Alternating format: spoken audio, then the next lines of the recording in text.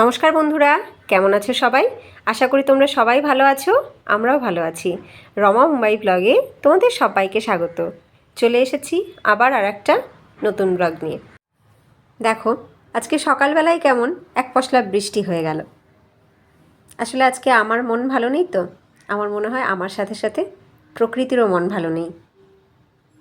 আজকে আমার বর চলে যাচ্ছে, আমাকে আর আমার ছেলেকে একা রেখে। মনটা আজকে সত্যি ভীষণ ভারাক্রান্ত।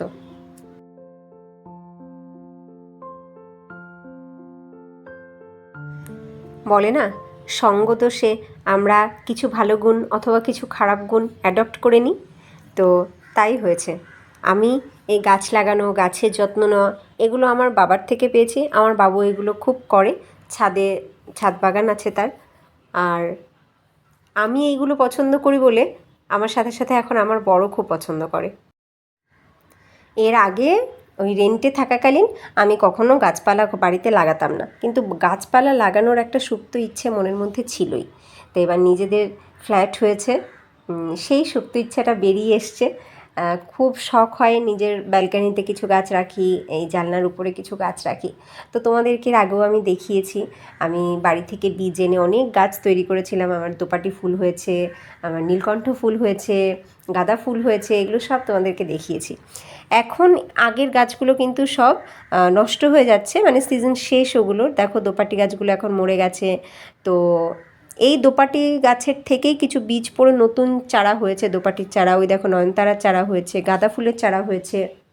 তারপরে এই নীলকণ্ঠ ফুলের গাছটা কি হয়েছিল, যখন আমি ভাইয়ের বিয়ে খেয়ে বাড়ি থেকে আসি, এসে দেখি গাছটা একদম শুকিয়ে গেছে। তো দেখো এই যে শুকনো পাতা দেখা যাচ্ছে, শুকনো ডাল রয়েছে। তারপরে মা বললো অনেক জল ঢাল, দেখ গাছটা হয়তো বেঁচে আছে। তা বেশ কিছুদিন জল ঢালার পরে দেখো গাছে আবার নতুন পাতা হয়েছে, সেই গাছে ফুলও ফুটছে আবার। তো আজকে আমি ভাবলাম যে আমার বর যখন বাড়িতে আছে এখনও, তো এই যে নতুন ছোট ছোট চারা যেগুলো হয়েছে, গাঁদা ফুলের চারা, দোপাটি, নয়নতারার চারা, এগুলোকে আলাদা আলাদা আলাদা টবে শিফট করি, তাহলে গাছগুলো সব ভালো হবে। একটা টবে অনেকগুলো গাছ একসাথে থাকলে তো ভালো হয় না। তো যেমন ভাবা তেমন কাজ। বসে পড়েছি মাটি আর সার নিয়ে। এই যে মাটির পাশে যেটা দেখতে পাচ্ছ শুকনো পাতার হাতে, ওটা হচ্ছে সার। তো এই সারটা বানানো আমি একটা সম্পূর্ণ ভিডিও দিয়েছি এর আগে। সবজির খোসা, ফলের খোসা, পুজোর ফুল, এগুলোকে পচিয়ে শুকিয়ে নিয়ে আমি এই সারটা বানাই এবং এটাকে মাটির সাথে মিশিয়ে আমি ব্যবহার করি। আমার গাছ কিন্তু এতে খুব ভালো হয়, বেশ হৃষ্টপুষ্ট ভালো গাছ হয়। তো দেখো একটা টব আমার রেডি হয়ে গেল। আমি কিন্তু টব মানে গামলা সেগুলো কিন্তু আমি কিনি না, কারণ এখানে মাটিটা কিনতে হয়। মাটিটা এখানে এক মুঠো মাটিও এমনি কোথাও পাওয়া যাবে না ফ্রিতে। তো মাটিটা যেহেতু কিনতে হয়, তাই আমি আর টবটা কিনি না, মানে গামলাটা আমি কিনি না।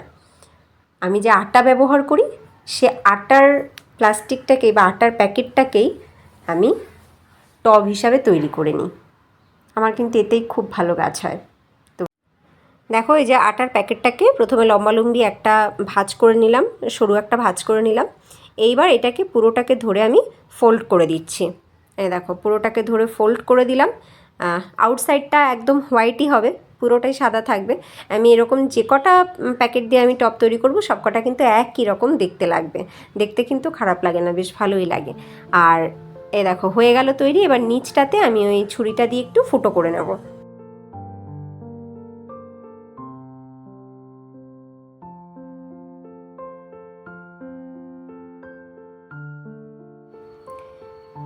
এইবার আমি টবের মধ্যে মাটি ভরবো। তো মাটি ভরার আগে আমি যেগুলো করছি, ওই মাটির মধ্যে যে খোয়া ঠোয়াগুলো মেশানো রয়েছে না, ছোটো ছোটো স্টোন, সেইগুলোকে আগে নিচে দিয়ে দিচ্ছি।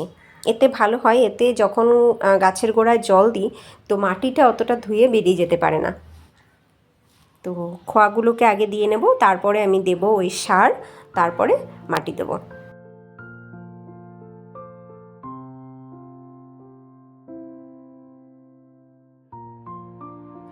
দেখো একবার কিছুটা সার দিচ্ছি, একবার মাটি দিচ্ছি, এমনি করে সার আর মাটি মিশিয়ে মিশিয়ে আমি দিয়ে দিচ্ছি। এবার মাটি বাদবাকি যা আছে সবটা মাটি আমি ওর উপরে ঢেলে দেবো। ব্যাস তৈরি হয়ে গেল আমার আরও আর একটা টব। তো দুটো টব কিন্তু রেডি। এইবার এতে আমি ওখানে যে চারা গাছগুলো হয়ে রয়েছে সেগুলোকে আলাদা আলাদা করে শিফট করব। চলে আসলাম দেখো জানলাতে। এইবার এই দেখো এখানটাতে দেখেছো কতগুলো তুলসীর চারা হয়েছে, আর একটা তুলসী গাছ দেখো একদম শুকিয়ে গেছে, মানে গাছটা মরে গেছে। এবার মরা গাছও তো বাড়িতে রাখতে নেই, তো আমি এখন ওই গাছটাকেই শুধু তুলে ফেলবো, কিন্তু গোড়া থেকে তোলা যাচ্ছে না, তুললে বাকি গাছটাও এফেক্টেড হবে। বাকি দেখো 3টে তুলসীর চারা, 4টে হয়েছে, একটা তো বড় হয়ে গেছে আর 3টে ছোট ছোট। ওই বড় গাছ দুটো অনেকটা বড়, তো মাটিটাকে শক্ত করে ধরে রেখেছে, দেখো এমনি তোলাই যাচ্ছে না গাছগুলোকে। তো আমি তুলে নেব, এই 3টেকে তুলেই আমি আলাদা টবে শিফট করব। ওই বড় যে গাছটা হয়ে গেছে ওটাকে আর তুলব না, এই ছোট 3টে চারাকেই তুলে নেব।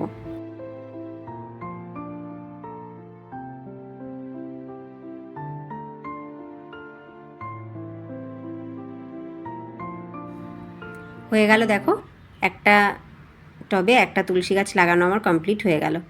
এবার অল্প একটু জল আমি এতে স্প্রে করে দিলাম, এখনই অনেকটা জল দিলে গাছটা ভালো হবে না, তো একটু স্প্রে করে দিলাম।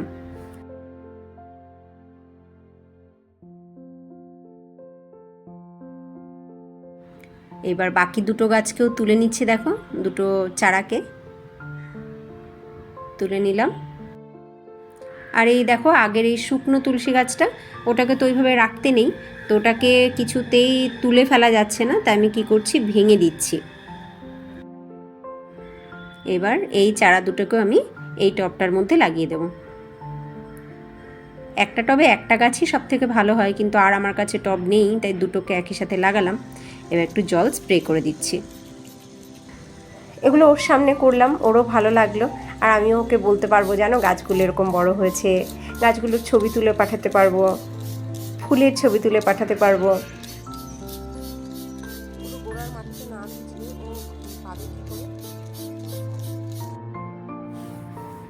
আজকে ওর ট্রেন মুম্বাই সেন্ট্রাল থেকে রাত 11টায়, তো ঘর থেকে 8টা সাড়ে 8টার দিকে বেরিয়ে যাবে।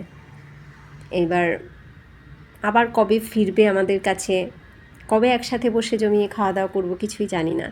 তো ভাবলাম আজকে একটুখানি ভালো মন্দ রান্না করি, ওকে নিজের হাতে ভালো কিছু করে খাওয়াই। তো রান্না করলাম আজকে পাবদা মাছ আর তার সাথে রুই মাছের ঝাল। ওখানে গিয়ে কি খাবে কে জানে, বাড়ির রান্না তো আর পাবে না। বসে গেছি আমরা লাঞ্চ করতে।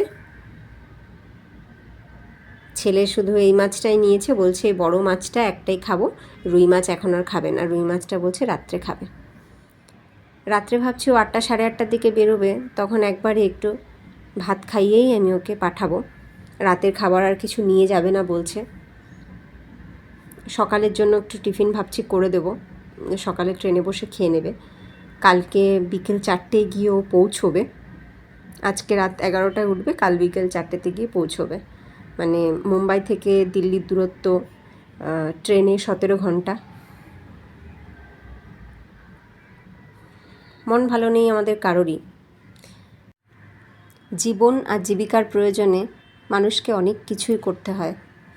কখনো ভাবিনি যে আমরা এইভাবে আলাদা হয়ে যাব, এইভাবে আমাদেরকে আলাদা আলাদা থাকতে হতে পারে, এটা কখনো স্বপ্নেও কল্পনা করিনি। আর আজ না চাইতেও তাই হচ্ছে আমাদের সাথে।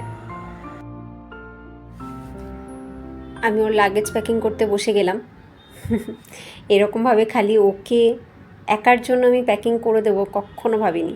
সব সময় প্যাকিং করেছি আমাদের 3জনের, হয় কোথাও ঘুরতে যাওয়া, বাড়িতে যাওয়া, অথবা ট্রান্সফারের সময় পুরো ঘরের সমস্ত জিনিস প্যাকিং করেছি।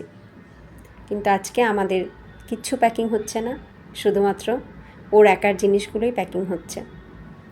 বিছানার চাদর দিয়ে দিচ্ছি, বালিশের কভার দিয়ে দিচ্ছি, কোথায় থাকবে, কোন চাদরে শোবে, কি ব্যবহার করবে।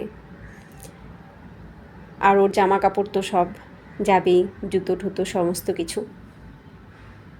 এই একটা ট্রলি প্যাক করব, আর সোফার উপরে রাখা ওই কালো পিট ব্যাগটা, ওইটা।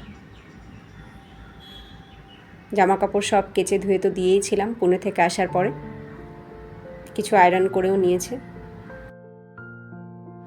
ছেলের খুব মন খারাপ, আমার থেকেও বেশি যেন ছেলে কষ্ট পাচ্ছে। ও তো আর আসল বিষয়টা জানে না, কেন যাচ্ছে পাপা, কিসের এত দরকার। ও খুব কষ্ট পাচ্ছে, মাম্মা পাপা দুজনকেই চায় বাচ্চারা, সব বাচ্চারাই। তো শুধু পাপার সমস্ত প্যাকিং হচ্ছে, ও পাশে বসে, ওর খুব মন খারাপ, অনেক কাঁদলো, কিন্তু কিচ্ছু করার নেই। আশেপাশের কিছু খুব কম জানা মানুষের উপরে ভরসা করে আর সর্বোপরি ঈশ্বরের উপরে ভরসা করে আমি থেকে যাচ্ছি।